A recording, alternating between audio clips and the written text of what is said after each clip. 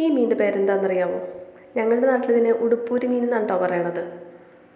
ഇത് കട്ട് ചെയ്യാനായിട്ട് വളരെ എളുപ്പമാണ്. അപ്പോൾ ഇത് കട്ട് ചെയ്യുന്നത് എങ്ങനെയാണെന്നാണ് ഇന്ന് കാണിക്കുന്നത്. നമുക്ക് ആദ്യം സൈഡിലുള്ള മുള്ളൊക്കെ ഒന്ന് വെട്ടിക്കളയാം. ഒരുപാട് ചിതമ്പലും കാര്യങ്ങളൊന്നും ഇല്ലാത്തതുകൊണ്ട് ക്ലീൻ ചെയ്യാൻ കുറച്ചുകൂടി എളുപ്പമുണ്ട്. ആദ്യം നമുക്ക് ആ വായിൻ്റെ ഭാഗം കൂടി കട്ട് ചെയ്ത് കളയുന്നുണ്ട്. കുറച്ച് ബലമുണ്ട്, മുള്ളൊക്കെ കുറച്ച് ബലമുള്ള കൂട്ടത്തിലാണിത്. വായുടെ സൈഡും ജസ്റ്റ് ഒന്ന് കീറി കൊടുത്തിട്ട് നമുക്ക് അവിടെ തന്നെ തൊലി അങ്ങ് പൊളിച്ചെടുക്കാം.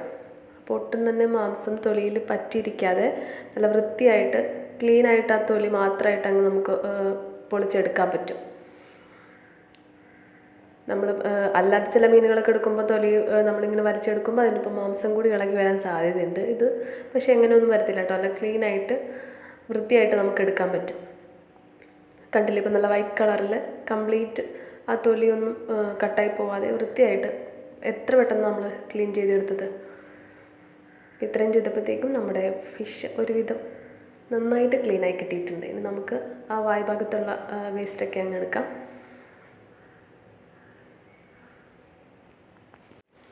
കരിമീനൊക്കെ ആണെങ്കിൽ തേച്ചെടുക്കണമെങ്കിൽ എത്രയെന്ന് വെച്ചാൽ സമയം പോകുന്നതല്ലേ. ഇതാകുമ്പോൾ അത്ര പെട്ടെന്ന് കഴിഞ്ഞു. ഇനി നമുക്കിത് വൃത്തിയായിട്ട് കട്ട് ചെയ്തെടുക്കാനും പറ്റും. നമുക്കത് കട്ട് ചെയ്യുന്നതോടെ ഒന്ന് കണ്ടാലോ. അപ്പോൾ നന്നായിട്ടൊന്ന് ക്ലീൻ ചെയ്തെടുത്തിട്ടുണ്ട്.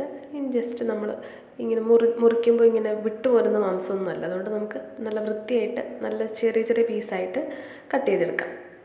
കണ്ടു, മാംസമൊക്കെ നല്ല വൈറ്റ് കളറിൽ നല്ല ക്ലിയറായിട്ട് കിട്ടിയിട്ടുണ്ട്.